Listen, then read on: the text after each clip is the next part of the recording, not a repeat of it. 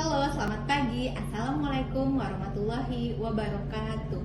Salam sejahtera untuk kita semua.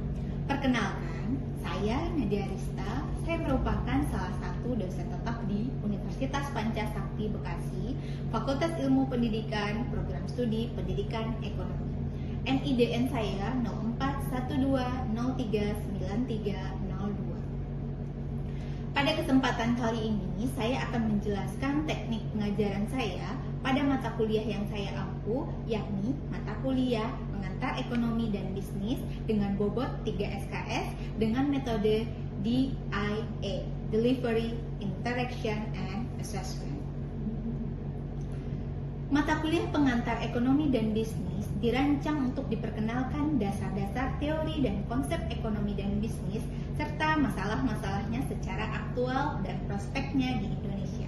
Berikut juga para pelaku ekonomi dan usaha-usaha terkait. Dengan mengikuti mata kuliah pengantar ekonomi dan bisnis, mahasiswa diharapkan mampu untuk beberapa hal sebagai berikut. Yang pertama, mampu menerapkan pengetahuan ekonomi dan bisnis dalam suatu organisasi dan bisnis. Yang kedua, memiliki kemampuan beradaptasi dalam menghadapi berbagai konteks permasalahan ekonomi dan bisnis. Yang ketiga, memiliki kemampuan mengikuti perkembangan ilmu pengetahuan, teknologi, ekonomi, dan bisnis. Yang keempat, memiliki pemahaman konsep-konsep teoritis dan ilmu-ilmu ekonomi dan bisnis. Dan yang terakhir, mampu memahami dan menjelaskan konsep-konsep mengenai ekonomi dan bisnis di Indonesia. Untuk mencapai kemampuan tersebut, mahasiswa diberikan topik-topik atau materi yang akan dibahas selama 1 semester, yaitu yang pertama, sistem ekonomi di Indonesia, yang kedua, pertumbuhan dan perubahan struktur ekonomi, yang ketiga, krisis ekonomi, kemiskinan, dan kesenjangan pendapatan, yang keempat, faktor-faktor produksi, yang kelima, perekonomian 2 sektor, yang keenam, konsep teori permintaan dan penawaran, yang ketujuh, bisnis dan lingkungan bisnis, yang kedelapan, tanggung jawab sosial suatu bisnis, yang kesembilan, pengelolaan badan usaha, yang kesepuluh, peranan pemasaran dan bentuk-bentuk kegiatannya, yang 11, pengelolaan produksi, yang ke-12, pengelolaan sumber daya manusia, dan yang terakhir, mengelola keuangan perusahaan. Nah, setelah tadi saya sampaikan gambaran dari topik-topik mata kuliah yang saya ampu, yakni mata kuliah pengantar ekonomi dan bisnis, saya akan menjelaskan teknik pengajaran yang saya gunakan dengan metode DIA. Metode yang saya gunakan pertama adalah delivery, yakni bagaimana cara saya menyampaikan perkuliahan kepada mahasiswa. Adapun cara penyampaian mata kuliah yang saya lakukan yang pertama yakni perkuliahan mengacu kepada textbook. Buku yang saya pakai pada mata kuliah pengantar ekonomi dan bisnis ini ada 2. Yang pertama, buku Tulus Tambunan terkait perekonomian Indonesia, dan yang kedua adalah buku Griffin dan Ebert terkait bisnis. Selain buku tersebut, mahasiswa juga saya perbolehkan untuk mencari referensi di luar sana, baik berupa buku teks dan jurnal. Kemudian, cara penyampaian yang kedua adalah membagi mahasiswa menjadi beberapa kelompok untuk melakukan presentasi dan disesuaikan dengan materi yang telah ditentukan.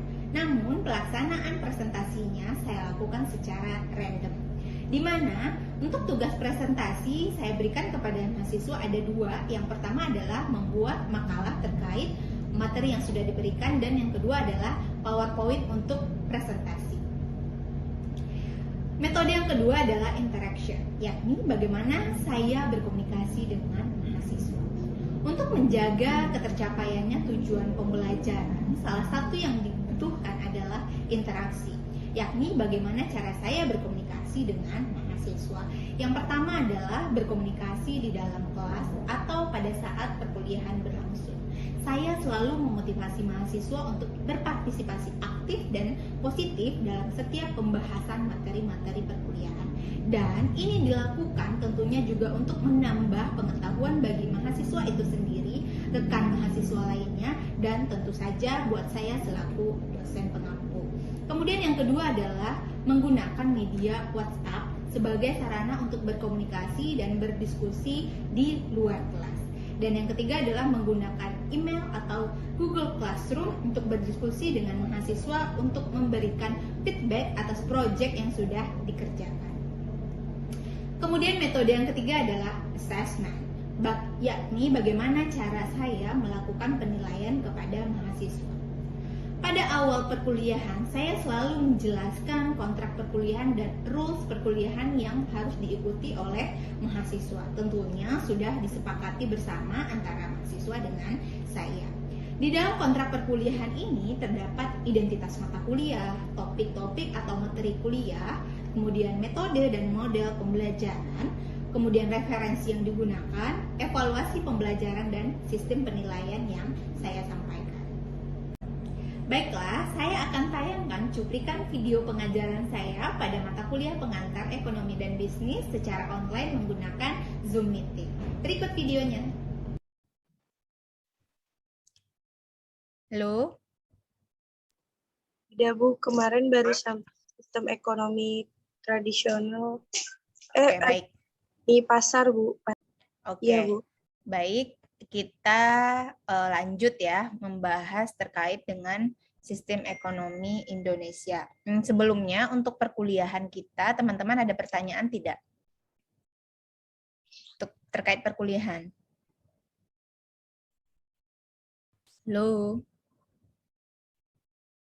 Tidak, Bu. Oke. Teman-teman semua kelihatan ya share screen saya? Kelihatan, Bu.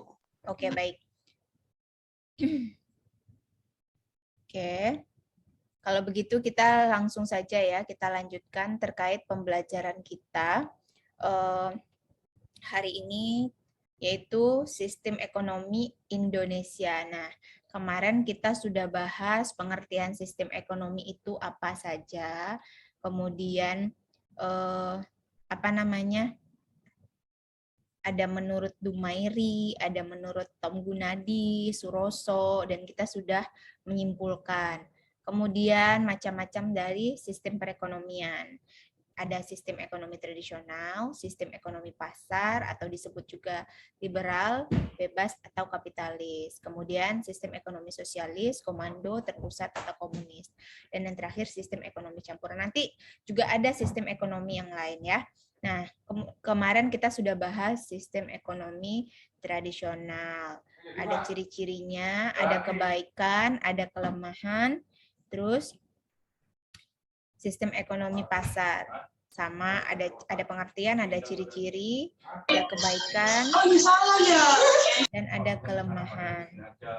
Kemudian kita sekarang bahas ini, sistem ekonomi sosialis, komando, terpusat, komunis. Oke. Nah, sebelum kita Bu, maaf, Bu. Kemarin ya. baru sampai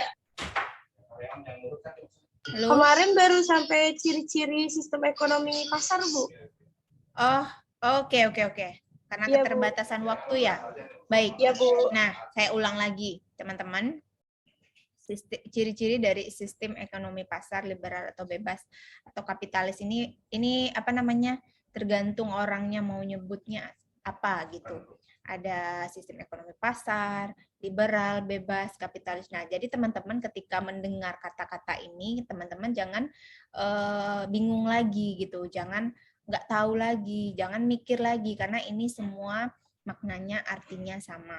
Nah, adapun ciri-ciri dari sistem ekonomi pasar ini, yang pertama, setiap orang bebas memiliki barang termasuk barang modal. Nah, maksudnya apa ini? Ada yang paham tidak? Kita bandingkan dengan yang tradisional, ya. Nih, kalau di sini teknik produksi, ini hanya sedikit menggunakan modal. Nah, sedangkan di sini tadi setiap orang memiliki memiliki modal secara bebas, termasuk barang juga. Nah, maksudnya apa? Perbedaannya apa dari dua sistem ekonomi ini?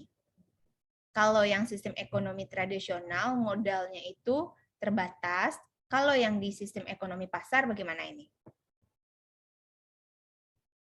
Bebas, Bu. Bebas. Jadi, Mungkin dia punya uang banyak, jadi otomatis nanti dia bisa mengeluarkan uangnya tersebut untuk dijadikan sebagai modal. Nah, barang juga tidak hanya modal ya. Tentu barang ini didapat atas ada dasarnya modal tersebut. Ketika dia ngerasa dia punya modal yang cukup, modal yang banyak, dia pasti akan memiliki barang atau untuk awal itu membeli barang gitu kan secara banyak gitu. Nah, jadi tidak ada batasan karena di sini apa namanya sudah ada kata-kata bebas gitu. Beda dengan tradisional. Tradisional itu kan kita sudah bahas kemarin kalau dia masih menganut sistem-sistem ekonomi lama yang mengacu kepada turun-temurun. Ya, masih ingat kan teman-teman kemarin? Kemudian yang kedua adalah setiap orang bebas menggunakan barang dan jasa yang dimilikinya. Nah, maksudnya apa ini? Ada yang paham? Halo? Ya Bu, jadi setiap orang itu nggak ada batas buat memiliki barang tersebut Bu. Jadi kita ya kalau misalnya ada uang, jadi kita bisa membeli barang tersebut tanpa ada batasnya gitu Bu. Ya, itu yang pertama Mbak. Yang kedua adalah barangnya digunakan secara bebas oleh yang memiliki. Benar. Apakah dia mau jual dari sekian banyak barang yang dia punya, apakah dia mau langsung jual di satu tempat, apakah dia mau bagi di beberapa tempat, itu terserah ya. Apakah dia langsung, apakah dia melakukan penjualannya menggunakan metode promosi, pemasaran dan segala macam atau enggak, itu terserahnya. Itu bebas ya, itu maksudnya. Kemudian yang ketiga adalah aktivitas ekonomi ditujukan untuk memperoleh laba. Ini benar atau tidak? Benar Bu. Benar. Karena apapun itu aktivitas ekonomi, kita semua sudah sama-sama tahu ya, pasti tujuannya satu, untuk memperoleh kenapa ini? Oke, untuk memperoleh laba atau keuntungan. Ada nggak sih di sini teman-teman yang sudah pernah mungkin atau mendapat informasi kalau orang jualan, kalau orang berwirausaha, orang menjadi pengusaha, itu tujuannya tidak memperoleh laba. Ada tidak? Hanya untuk iseng aja, ada nggak? Tidak ada Bu. Tidak ada. Jadi secara umum, setiap orang itu aktivitas ekonominya itu pasti mempunyai tujuan, yaitu memperoleh keuntungan atau laba, gitu kan. Kecuali aset kekayaannya sudah banyak, perusahaannya sudah banyak, ya kan. Mungkin saja dia membuka usaha baru lagi itu sebagai hobi. Namun kan pasti nanti yang menjalankan usahanya itu bukan dia, ada lagi orang yang disuruhnya gitu. Jadi hanya mungkin semata hobi kali gitu. Nah, bisa saja, tapi kan jarang orang seperti itu. Secara umum, saya sampaikan secara umum kalau aktivitas ekonomi itu pasti tujuannya adalah untuk memperoleh laba atau keuntungan. Oke, selanjutnya. Semua aktivitas ekonomi dilaksanakan oleh masyarakat, terutama swasta. Ya, pasti tentu swasta ini dalam lingkup yang luas, mulai dari pedagang, pengusaha, pedagang itu juga banyak ya pembagiannya, pedagang perorangan, ada grosir dan segala macam gitu. Kalau swasta ini ya perusahaan gitu kan. Terus ada lagi pengusaha juga bisa, pebisnis bisa termasuk ke dalam swasta. Jadi rata-rata semua aktivitas ekonomi ini dilakukan atau dilaksanakan oleh masyarakat swasta tersebut gitu. Kalau pemerintahan itu beda lagi. Pemerintahan itu misalkan kayak guru gitu kan. Terus guru kan di bidang jasa, ya kan, dokter. Nah, itu beda lagi, itu kan di bidang beda. Tapi kalau aktivitas ekonomi dilakukan oleh masyarakat swasta gitu. Kemudian pemerintah tidak melakukan intervensi dalam pasar gitu. Jadi pemerintah itu tidak melakukan intervensi. Apa arti intervensi? Coba siapa yang tahu? Intervensi apa artinya? Halo? Jaringan saya bagus kan? Ya, Bu. Halo? Ya, intervensi apa artinya, Maulana?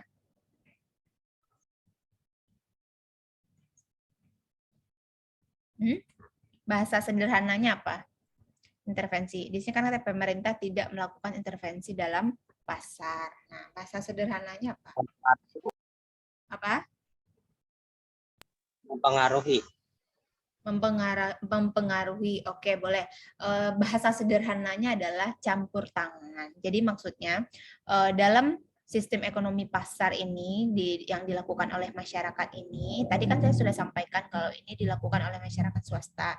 Jadi otomatis pemerintah itu tidak melakukan atau tidak ikut serta campur tangan dalam pasar, baik dalam penentuan harga dan segala macam gitu. Karena ini sistem ekonomi bebas liberal atau kapitalis gitu. Jadi pemerintah tidak berhak untuk ikut campur tangan dalam pasar tersebut. Kemudian persaingan dilakukan secara bebas. Nah, ini teman-teman pasti tahu maknanya apa. Jadi tidak ada batasan-batasan terkait pesaing gitu. Jadi misalkan dalam suatu pasar si A jual ini dengan harga segini, si B jual ini dengan harga segini, ya terserah nanti paling akibatnya atau dampaknya itu konsumen. Apakah konsumen mau membeli dengan si A atau si B gitu. Jadi konsumen yang akan memutuskan untuk melakukan pembelian, apakah dia pilih toko A atau toko B. Kemudian peranan modal sangat vital. Ya tentu karena peranan pemerintah tidak ada. Jadi peranan modal ini sangat-sangat dibutuhkan. Tadi seperti ciri-ciri yang di atas, semakin banyaknya modal yang dimiliki oleh masyarakat tersebut, jadi ya tentu saja barang atau produk yang dia miliki juga akan semakin banyak dan dia bisa semakin luas untuk berinteraksi dengan konsumennya. Mungkin segala cara untuk kita katakanlah untuk menjual atau untuk jualan itu akan lebih banyak dia cari metodenya. Ini cara menjual baju ini jangan hanya di toko saja. Bagaimana caranya dengan cara yang lain itu agar ini bisa terjual karena modal banyak, barang yang sudah dibeli juga banyak. Nah, bagaimana cara memasarkannya? Oke, sampai di sini ada pertanyaan?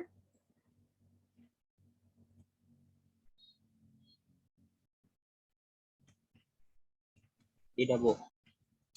Paham ya? Halo. Ya, bentar ya.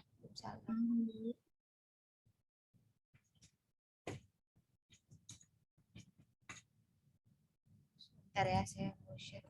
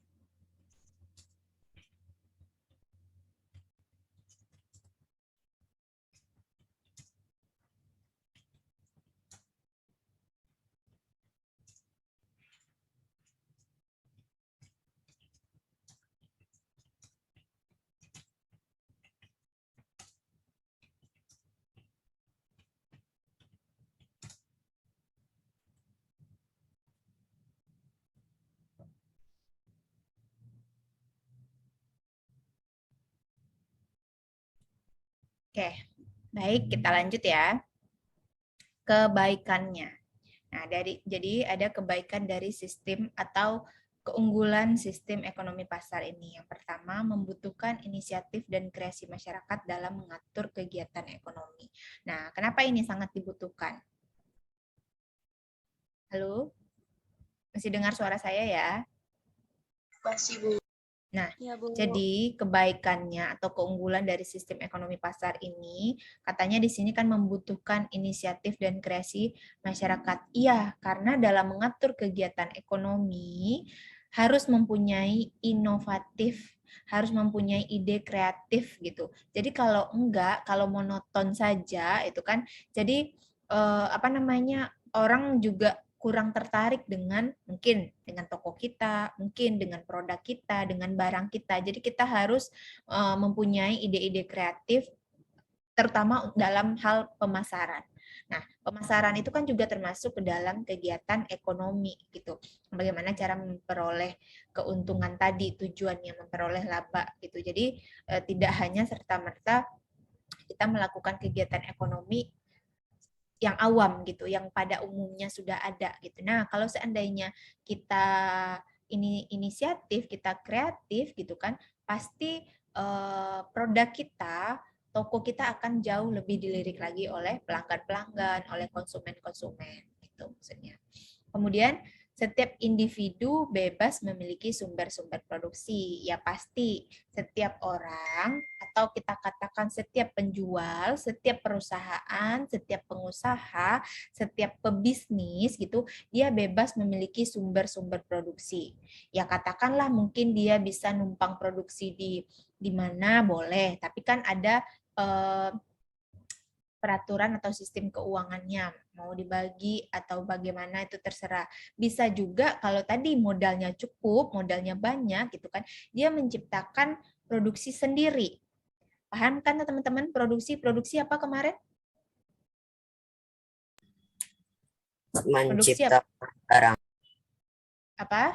Membuat barang, Oke, membuat gitu. Nah, jadi kalau seandainya punya cukup modal, kenapa kita tidak buat sendiri barangnya? Kalau punya cukup, ya kan, di sini kan ada kata-kata bebas, itu tergantung individunya masing-masing, perusahaannya masing-masing gitu. Ya kalau modalnya terbatas, ya sudah, mungkin kita bisa numpang produksi ke perusahaan mana, atau kita beli yang sudah jadi, gitu bisa jadi. Gitu. Nah, tergantung keuangannya, tergantung kondisi keuangannya. Kemudian adalah munculnya persaingan untuk maju. Nah, munculnya persaingan untuk maju ini pasti. Nah, ini kembali ke sini, persaingan tadi. Misalkan toko A melihat toko B itu sangat kreatif, mungkin dalam hal desain toko, atau mungkin dalam packaging produknya, sangat bagus mungkin, sangat unik.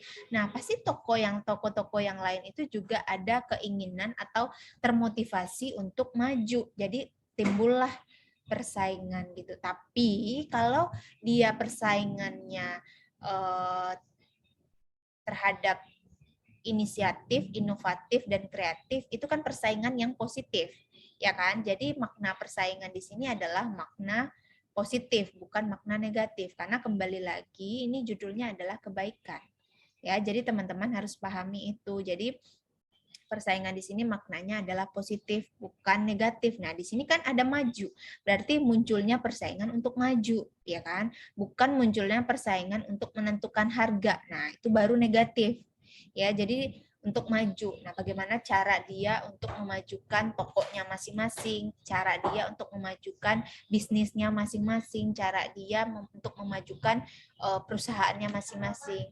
Tadi saya sudah sampaikan contohnya desain toko atau packaging atau yang paling gampang ini apa sih namanya plastik paper bag misalkan, semakin unik pelanggan pasti akan tertarik gitu. Nah, jadi ketika kita menciptakan hal-hal yang unik, hal-hal yang kreatif, yang inovatif, pasti para pesaing ada keinginan atau termotivasi untuk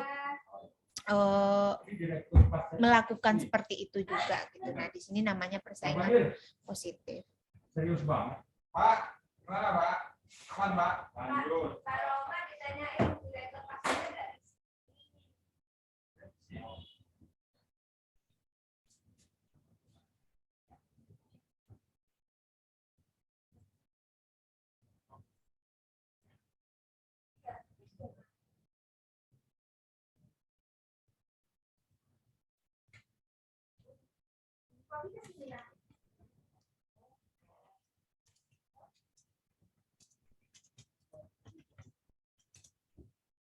Bentar ya.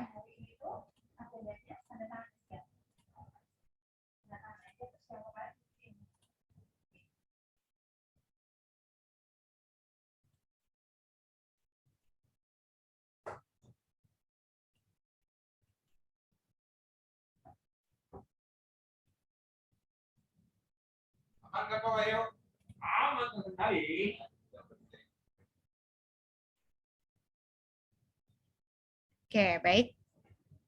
Kita lanjut. Yang keempat adalah barang yang dihasilkan bermutu tinggi, karena barang yang tidak bermutu tidak akan laku di pasar. Nah, ini secara umum masyarakat tradisional pun pasti paham ya.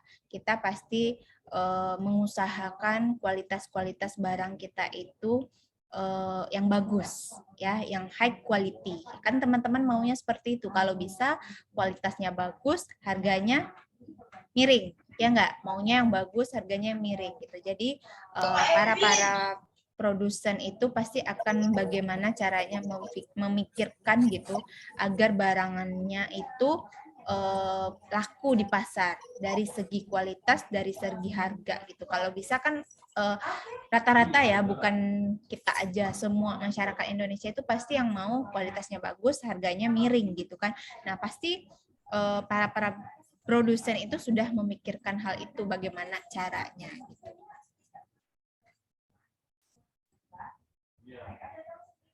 Bentar ya.